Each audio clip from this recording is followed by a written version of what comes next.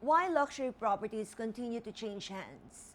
Do wealthy investors stop investing simply because Ghost Month begins? Not necessarily. Premium properties can continue changing hands because exceptional assets follow a different logic. Scarcity. A rare beachfront estate, heritage home, or trophy penthouse may not appear again soon.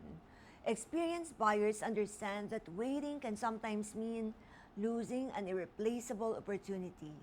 Traditions may still appear, but so do rarity, location, enduring value, and long term strategy. That's why sophisticated investors often think in decades, not simply months.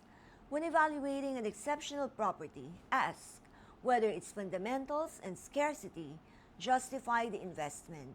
Because truly distinctive assets can create their own market regardless of season. Great properties remain great regardless of the month. Remember to follow Housing Interactive for premium real estate perspectives.